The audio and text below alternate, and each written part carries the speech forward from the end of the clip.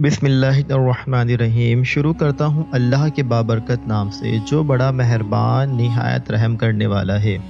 طوفان گزر جانے کے بعد جب کشتی جودھی پہاڑ پر رکی تو اس میں سے 80 افراد اترے۔ اس بارے میں حضرت عبداللہ بن عباس رضی اللہ تعالی عنہ سے روایت ہے، طوفان نوح گزر جانے کے بعد 80 افراد کشتی سے اترے۔ وہی لوگ طوفان گزرنے کے بعد اس دنیا کے بچ جانے والے باشندے تھے، لیکن ان 80 افراد میں سے بھی اللہ تبارک و تعالی نے اولاد صرف 3 کو عطا فرمائی۔ وہ 3 کون تھے جن سے دنیا نے دوبارہ جنم لیا؟ حضرت امام ابن عساکر رحمۃ اللہ علیہ اپنی کتاب تاریخ دمشق لابن عساکر میں لکھتے ہیں کہ حضرت آدم علیہ السلام کے اس دنیا میں تشریف لانے سے لے کر اب تک 9288 سال گزر چکے ہیں، اور حضرت نوح علیہ السلام اور حضرت موسیٰ علیہ السلام درمیانی وقفہ 1907 سال ہے۔ حضرت آدم اور حضرت نوح علیہ السلام کے درمیان 1182 سال کا فرق ہے، یعنی حضرت آدم کی وفات کے تقریباً 1420 سال بعد طوفان نوح کا عذاب دنیا پر واقع ہوا۔ جب یہ 80 لوگ کشتی سے اترے تو یہ شروع میں بابل کے ارد گرد آباد ہوئے۔ وہاں انہوں نے اپنا ایک بازار بھی قائم کیا جس کو سوق سمانین یعنی 80 افراد کا بازار کہا جاتا ہے۔ شروع میں یہ مختلف زبانیں بولتے تھے، پھر اللہ پاک نے ان پر کرم کیا اور پھر ان کو ایک نئی زبان عربی سے متعارف کروا دیا۔ طوفان سے پہلے حضرت نوح علیہ السلام کی اولاد موجود تھی، جبکہ ان کے بیٹے سام کی عمر 98 برس تھی۔ یہ یاد رہے کہ طوفان نوح میں تمام انسانیت کو اللہ پاک نے ہلاک کر دیا، سوائے ان 80 لوگوں کے جو کہ حضرت نوح علیہ السلام پر ایمان لائے اور کشتی میں سوار ہوئے۔ آج یہ ساری دنیا نسل نوح علیہ السلام ہی مانی جاتی ہے۔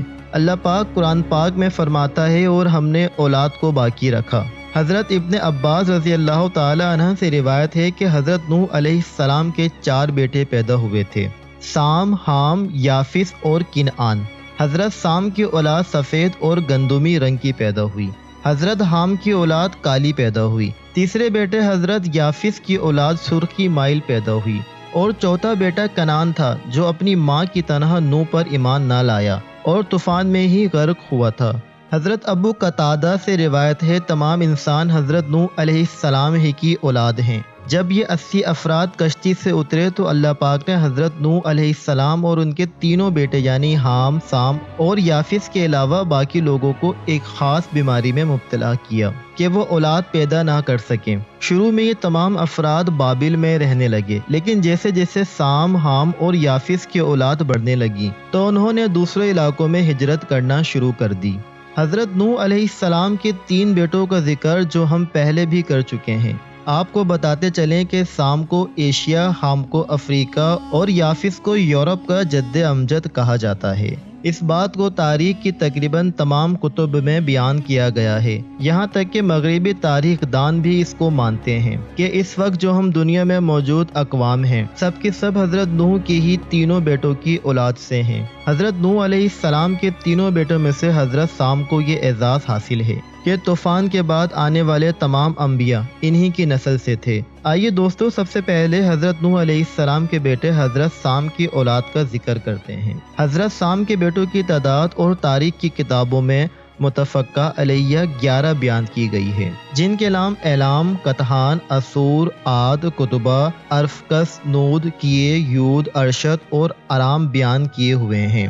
ان میں سے ارام کے 4 بیٹے تھے جن کے نام اوس، جتر، ہول اور حس تھے۔ جتر کے بیٹے کا نام سمود تھا، یعنی حضرت صالح علیہ السلام تھے، اور آپ قوم عاد کے پیغمبر تھے۔ اوس کے 2 بیٹے تھے، ان میں سے ایک کا نام عاد اور دوسرے کا نام ابیل تھا۔ عاد سے ہی قوم عاد وجود میں آئی۔ ابیل کے بیٹے یثرب نے ایک بستی آباد کی تھی جو اس کے نام کی مناسبت سے یثرب مشہور ہوئی، لیکن جب نبی کریم حضرت محمد مصطفیٰ صلی اللہ علیہ وآلہ وسلم نے مکہ سے یثرب ہجرت کی تو اس کا نام مدینہ منور رکھ دیا گیا۔ سام کے بیٹوں میں سے ارام کے علاوہ صرف ارفکس کی اولاد کا تذکرہ تواریخ میں موجود ہے۔ ارفکس کے 2 بیٹے شالک اور کیمورس تھے۔ کیمورس فارس کا جد امجد بنا۔ کیمورس کے 6 بیٹے عراق، فارس، سیامک، شام، تور اور دمغان اپنے اپنے علاقوں اور ان کی نسلوں کے مورث اعلیٰ کہلائے۔ ان میں سے سیامک کے بیٹے ہوشنگ کو فارس کے بادشاہوں کا جد امجد کہا جاتا ہے۔ اسی طرح آرفکس کا جو دوسرا بیٹا تھا شالک، اس کا صرف ایک بیٹا تھا جس کا نام عابر تھا۔ تاریخ دانوں نے انہی عابر کو حضرت ہود علیہ السلام بھی لکھا ہے۔ جتر کے بیٹے سمود جو حضرت صالح علیہ السلام تھے، ان کے دو بیٹے تھے، ایک کا نام فلج تھا اور دوسرے کا نام یکتان تھا۔ فلج حضرت ابراہیم علیہ السلام کے جد امجد ہیں، جبکہ یکتان کے 12 بیٹے تھے اور وہ سارے عرب میں آباد ہوئے اور انہی کی اولاد عرب ممالک میں پھیلی۔ یہ تھی حضرت نوح علیہ السلام کے پہلے بیٹے سام کی اولاد۔ اب حضرت نوح علیہ السلام کے دوسرے بیٹے حام کی اولاد کی تفصیل آپ کو بتاتے ہیں۔ حضرت حام کے 10 بیٹے تھے، جن کے نام اکوش، حبش، نام، بویا، فود، افرنج، سندھ، کنان، ہرمس، مصر اور ہند تھے۔ ان میں سے سندھ کی اولاد نے سندھ، کنان کی اولاد نے کنان یعنی شام، مصر کی اولاد نے مصر، حبش کی اولاد نے حبشہ اور ہند کی اولاد نے ہند کو آباد کیا۔ اسی طرح سے مصر کو مصریوں کی جد امجد کہا جاتا ہے۔ اس کے بیٹوں کے نام بودمی، اناسی، لیامی، نفوسی، فتروسی، کسلوجیا، کستوری، کفتوری بیان کیے گئے ہیں۔